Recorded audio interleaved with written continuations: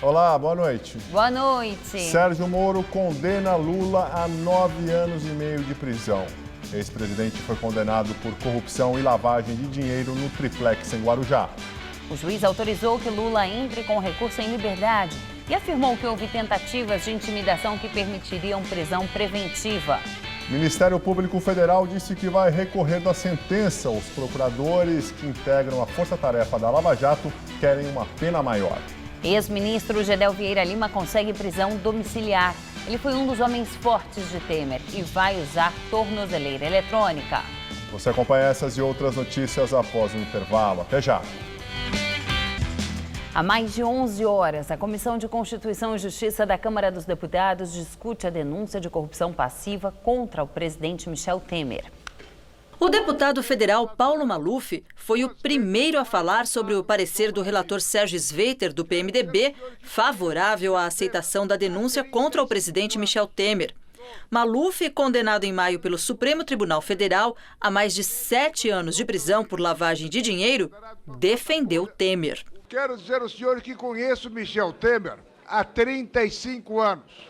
E 35 anos de convivência não dá para a gente se enganar. Esse homem correto, decente, honesto, que está sendo acusado de maneira absolutamente imprópria. O deputado Alessandro Molon, da Rede, disse que Temer ora trata o dono da JBS Friboi, Joesley Batista, como empresário, ora como criminoso. Quando ele quer explicar por que recebeu, ele diz que é o maior produtor de proteína animal do mundo.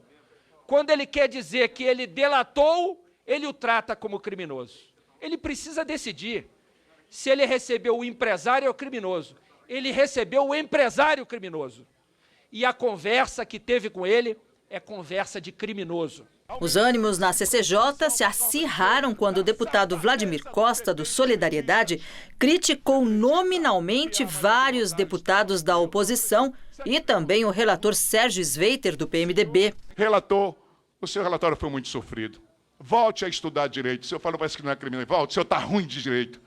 O senhor enxavalhou, o senhor envergonhou a sua categoria. Sinceramente, fique como deputado a vida inteira, porque se o senhor voltar a advogar, o senhor vai passar fome, que ninguém vai lhe contratar. Está na sua cara que o senhor é burro, incompetente e desqualificado. Deputado, eu peço que Vossa Excelência, há limites de decoro, há limites de educação, e eu não vou permitir que Vossa Excelência abuse do seu direito de fala. Todos os deputados citados por Costa tiveram 1 minuto de direito de resposta. Desde o dia 26 de junho, quando foi apresentada a denúncia da Procuradoria-Geral da República contra Temer, partidos da base aliada já fizeram 24 trocas de um total de 66 integrantes titulares na CCJ.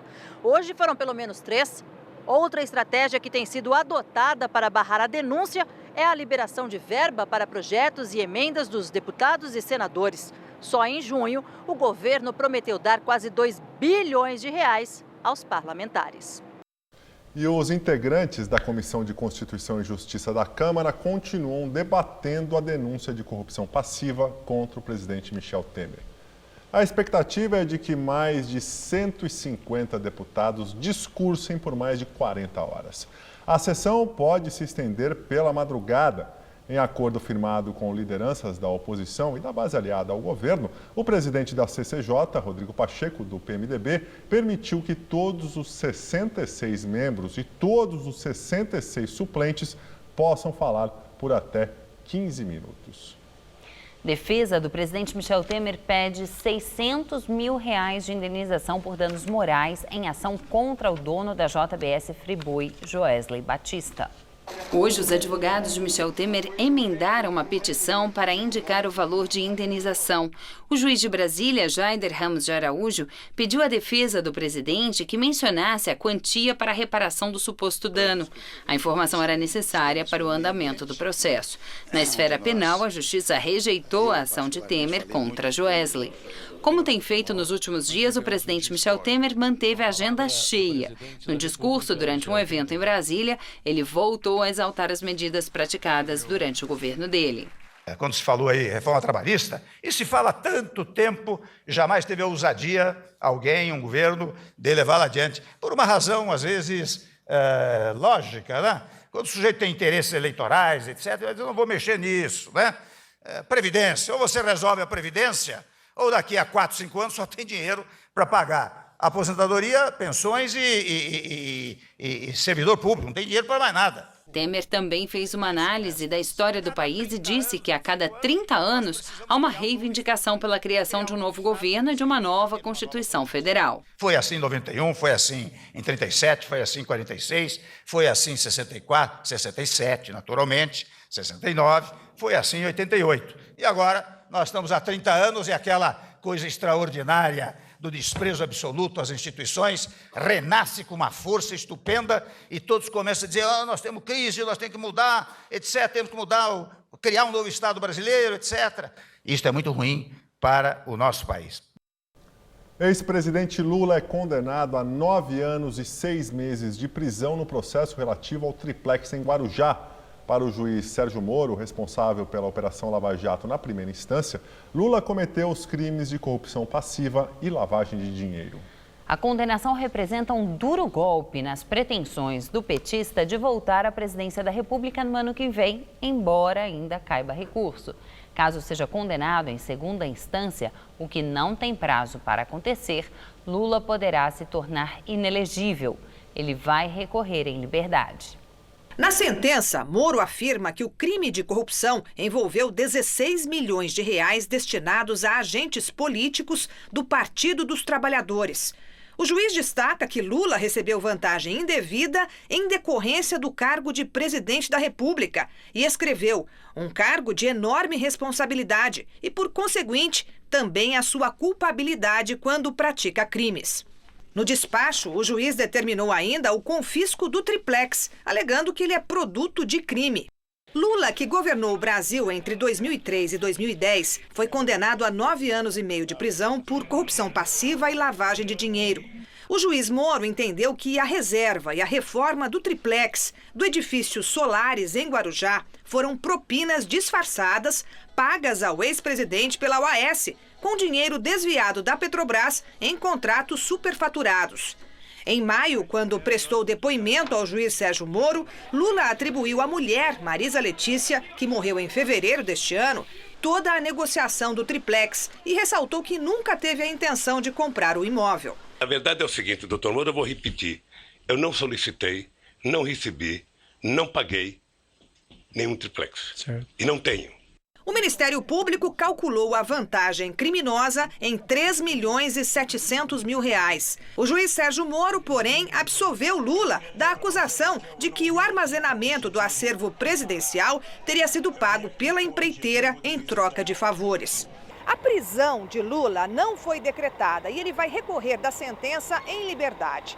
Sérgio Moro ponderou que a prisão imediata de um ex-presidente poderia envolver traumas e considerou mais prudente aguardar o julgamento na segunda instância. O Tribunal Regional Federal em Porto Alegre costuma demorar cerca de 1 ano e meio para analisar as sentenças de Moro. E antes de ser condenado por um colegiado, Lula não é atingido pela lei da ficha limpa e pode ser candidato. Se a sentença de Moro for confirmada em instâncias superiores, Lula fica proibido de ocupar cargos públicos por 19 anos.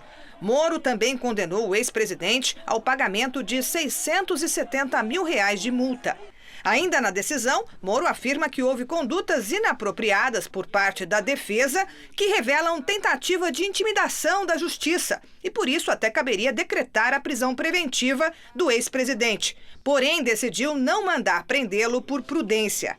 Durante o processo, a defesa do petista disse que o triplex, que pertence ao AS, foi dado em garantia a um fundo da Caixa Econômica Federal e que, por isso, a empreiteira não poderia repassar ou vender o imóvel.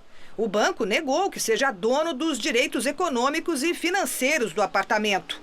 O ex-presidente da OAS, Léo Pinheiro, afirma que o triplex nunca foi posto à venda porque o dono real era o ex-presidente Lula e que o valor do imóvel foi abatido da conta de propina da empresa.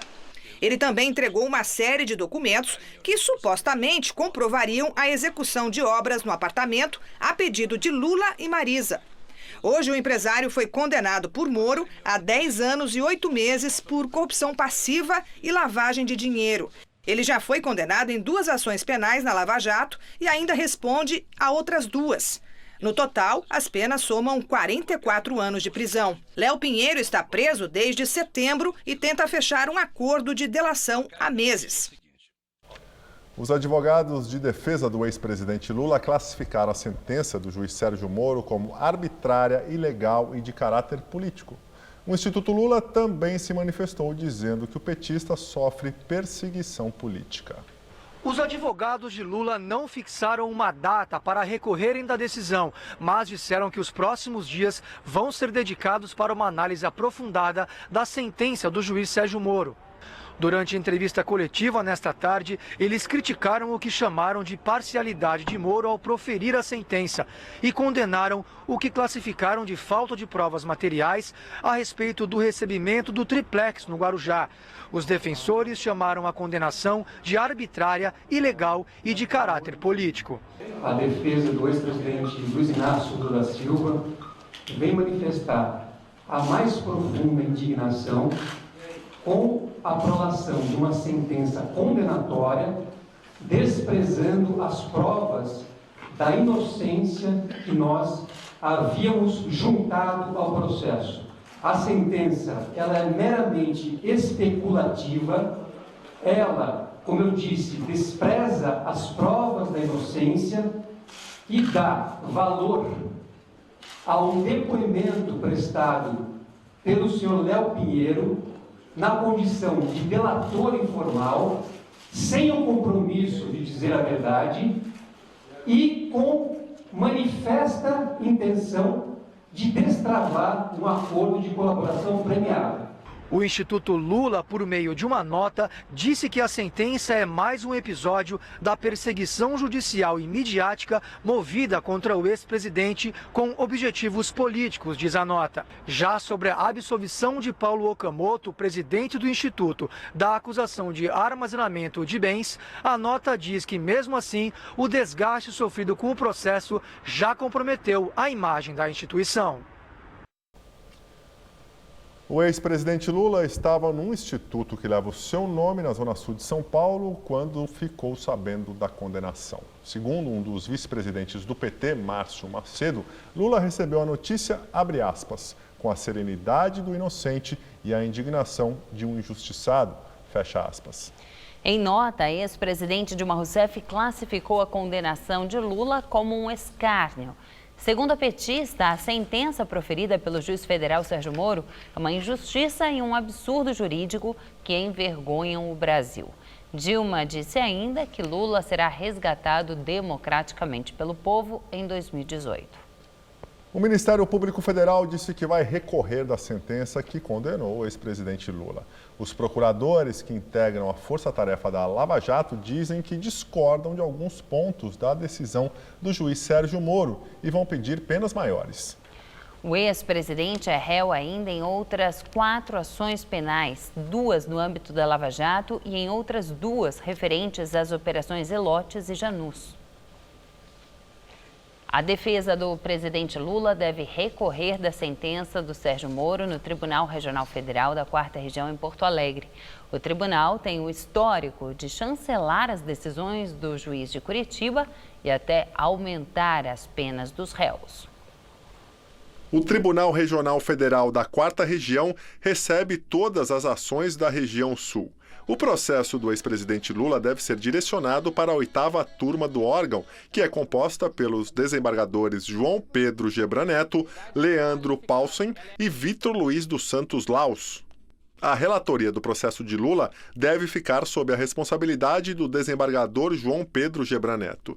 Desde o começo da Lava Jato, a turma vem derrubando recursos em sequência e confirmando a maioria das decisões condenatórias vindas da primeira instância. Em alguns casos, as penas são até aumentadas, como aconteceu com o ex-diretor de serviços da Petrobras, Renato Duque, que foi condenado por Moro a 20 anos e 8 meses de prisão, mas na segunda instância a pena passou para quase 44 anos. Porém, o mesmo TRF que dobrou a pena de Renato Duque também absolveu o ex-tesoureiro do PT, João Vacari, dos crimes de corrupção passiva e lavagem de dinheiro. O petista tinha sido condenado em Curitiba a 15 anos de prisão pelo juiz Moro. Os desembargadores aumentaram as penas dos réus e confirmaram a condenação em pelo menos 16 casos da Lava Jato avaliados pelo tribunal neste ano. E agora o comentário de Josias de Souza, direto de Brasília. A condenação de Lula pelo juiz Sérgio Moro é um marco do Brasil pós-Lava Jato. Lula poderia ter sido uma espécie de Nelson Mandela brasileiro, mas optou por entrar para a história como parte do detrito que transformou a política numa gincana de ineditismos. No instante em que a Câmara analisa o caso de Michel Temer, primeiro presidente da história denunciado por corrupção no exercício do cargo, Moro empurra para dentro da biografia de Lula um título vergonhoso. Primeiro ex-presidente da história sentenciado como corrupto. Houve um tempo em que os crimes de colarinho branco não acabavam em castigo. Acima de um certo nível de poder e renda no Brasil, nada era tão grave que justificasse uma reprimenda. A chegada da faxina à biografia do político mais popular do país, primeiro colocado nas pesquisas, tem a aparência de uma virada de página. O impensável aconteceu e continuará acontecendo. O PT organiza atos de desagravo que serão comícios disfarçados. Mas, no momento, Lula está mais próximo da cadeia, que virá, se a sentença for confirmada na segunda instância, do que das urnas. Boa noite. A condenação do ex-presidente Lula pelo juiz Sérgio Moro gerou manifestações de adversários e aliados do petista no mundo político, causando até bate-boca entre parlamentares no Senado Federal. A confusão aconteceu entre os senadores Ivo Cassol, do PP, e Paulo Rocha, do PT.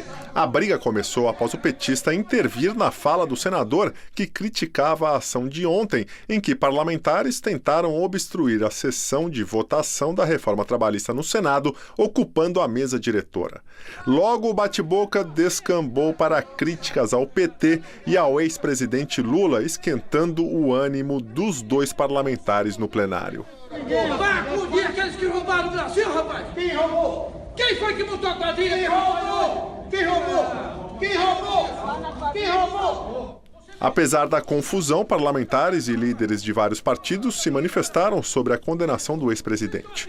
Para o senador Álvaro Dias, do Podemos, a sentença de Sérgio Moro é um marco para a justiça brasileira. Sinaliza para o surgimento de uma nova justiça no Brasil. Isso é relevante.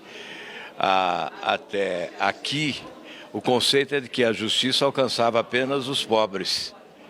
E agora nós verificamos que ela alcança poderosos e se torna igual para todos.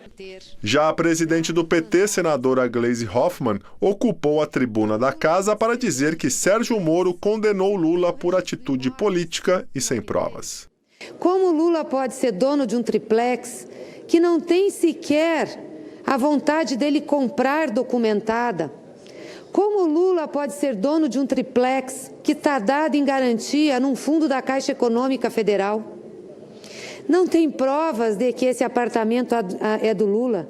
Então havia uma intenção de que esse apartamento fosse do Lula e ele é criminoso, então, por conta disso e condenado a 9 anos e meio? Juiz Sérgio Moro, não jogue seu diploma no lixo. O prefeito de São Paulo, João Dória, do PSDB, publicou vídeo na internet chamando Lula de o maior cara de pau do Brasil. E aos petistas, lulistas, dilmistas, esquerdistas que pensam que podem roubar, mentir, usurpar, enganar o povo brasileiro em qualquer tempo, por qualquer razão, fazendo o que fizeram ao Brasil, olha aí o que deu. A condenação do Luiz Inácio Lula da Silva, 9 anos e meio de prisão. E é só a primeira de 5 condenações. Viva a justiça! Parlamentares do PT e do PMDB saíram em defesa do ex-presidente. É uma justiça extremamente seletiva. É uma decisão para o Aécio e outra para o Lula, condenando sem provas. O que eles querem é impedir a candidatura do Lula, porque esse golpe deu errado. Condenar sem prova é sempre inadmissível. Muito mais quem tirou o Brasil do mapa da fome e foi reconhecido pelos líderes mundiais. o erro certamente será reparado. E Marina Silva, líder da Rede Sustentabilidade, disse que a condenação de Lula mostra que ninguém está acima da lei. A ex-ministra do Meio Ambiente do governo Lula disse que a sentença mostra amadurecimento das instituições. Marina defendeu que a Lava Jato prossiga e resista com o apoio da sociedade aos golpes que vem sofrendo. As declarações foram feitas na conta da ex-petista no Twitter e depois publicadas em formato de nota da rede. E grupos a favor e contra a condenação do ex-presidente Lula fizeram manifestações aqui na Avenida Paulista. Aqui em frente ao MASP, na pista sentido Consolação, cerca de 400 manifestantes se reúnem num ato em solidariedade ao ex-presidente Lula, condenado hoje a 9 anos e meio de prisão pelo juiz Sérgio Moro. Esse ato foi convocado no meio da tarde pelo PT e pela CUT. Tem a participação das frentes Brasil Popular e Povo Sem Medo, que reúnem movimentos sociais. No carro de som foi montado um palanque para os discursos. A cerca de 300 metros daqui do MASP, em frente à sede da Fiesp, um outro grupo de verde e amarelo com bandeiras do Brasil comemorou a decisão de Moro e prestou apoio ao juiz, com cornetas e também batendo panelas na pista no sentido Paraíso. A Paulista foi interditada do MASP até a Fiesp. O Senado aprovou Raquel Dodge para o cargo de Procuradora-Geral da República. Ela recebeu 74 votos a favor e 1 contra. Aprovada pelo presidente Michel Temer, Raquel foi sabatinada hoje na CCJ e disse que, se necessário, vai aumentar as equipes responsáveis por operações do Ministério Público, como a Lava Jato. Ex-ministro Gedel Vieira Lima recebe a autorização judicial para sair da penitenciária da Papuda, em Brasília, e cumprir prisão domiciliar. A decisão é do desembargador Ney Belo, do Tribunal Regional Federal da Primeira Região. Na semana passada, o juiz da 10ª Vara Federal em Brasília, Valisney Oliveira, havia decidido manter a prisão do ex-ministro durante a audiência de custódia. A prisão do amigo do presidente Michel Temer foi decretada no âmbito de um processo que investiga desvios na Caixa Econômica Federal entre 2011 e 2013, quando Gedel era vice-presidente de pessoa jurídica do Banco Estatal. O ex-ministro foi preso no último dia 3 sob suspeita de tentar obstruir as investigações. Também são investigados nesse caso, derivado da Operação Cui Bono, o ex-deputado Eduardo Cunha e o corretor de valores Lúcio Funaro. Ambos estão presos. Ao pedir a prisão de Gedel, o Ministério Público argumentou que ele pressionou a mulher de Funaro para sondar sobre a possibilidade de o doleiro fechar uma delação premiada. Funaro iniciou negociações para colaborar com a Justiça em troca de uma eventual redução de pena. Na audiência da semana passada, o ex-ministro negou ter procurado a mulher do doleiro. Gedel admitiu, entretanto, ter falado com ela mais de 10 vezes nos últimos 12 meses, mas, segundo ele, só sobre amenidades. Depois da aprovação da reforma trabalhista pelo Senado, o presidente da Câmara dos Deputados, Rodrigo Maia do DEM, disse que qualquer medida provisória para alterar a lei não será reconhecida pela Câmara. A declaração foi feita no perfil oficial de Rodrigo Maia no Twitter, já de madrugada. Ele disse que a Câmara não aceitará nenhuma mudança na lei. Qualquer medida provisória não será reconhecida pela Casa. Antes disso, o presidente Michel Temer deu uma declaração à imprensa demonstrando contentamento com a vitória no Senado. Na publicação nas redes sociais, Rodrigo Maia fez referência ao comprometimento do presidente Michel Temer de editar medidas provisórias para regular alguns pontos, como o trabalho intermitente que permite uma jornada descontínua. Com esse acordo, o Senado aceitou não alterar nenhum item do projeto já analisado pela Câmara, para evitar que o texto deixasse de ser aprovado ontem. A posição de Maia repercutiu no Senado entre aliados de Temer e também entre a oposição. É inaceitável, é inadmissível que um presidente da Câmara dos Deputados, conhecedor da realidade política, do momento grave que passa o país, e que os acordos foram feitos por todos que falavam em nome do governo e pelo líder do governo, vem agora depois da matéria votada, dizer, olha, é um retrocesso aquilo que foi acrescido pela Câmara. Quem fez pacto e acordo com ele que responda agora. Eu não me sinto traído. Quem foi traído para mim foi o povo brasileiro e, pelas outras linhas, aqueles que acreditaram que era possível o Senado abrir mão do seu direito de legislar, de votar. Foi o apelo que eu fiz na tribuna. Durante a tarde, o Palácio do Planalto enviou uma nota à imprensa afirmando que o presidente da Câmara dos Deputados, Rodrigo Maia, tem feito seguidas demonstrações de absoluta correção na condução de votações de matérias importantíssimas para o país e tem sido de lealdade institucional inatacável desde que assumiu o comando da Câmara.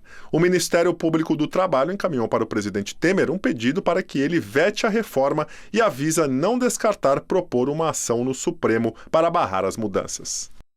O presidente do Senado, Eunício Oliveira, do PMDB, antecipou para amanhã uma sessão conjunta do Senado e da Câmara para discutir vetos presidenciais, remanejamento de recursos do orçamento para a confecção de passaportes e o projeto de lei de diretrizes orçamentárias de 2018.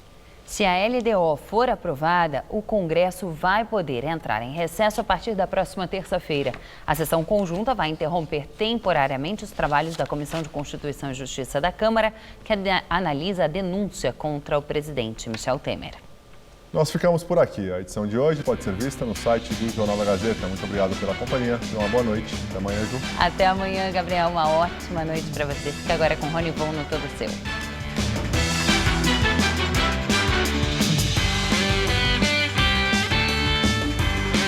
Quer adoçar a sua vida? Então não perca a receita de bolo churros de pote no Cozinha Amiga desta quinta, 13h30 da tarde. Assista agora, Todo Seu.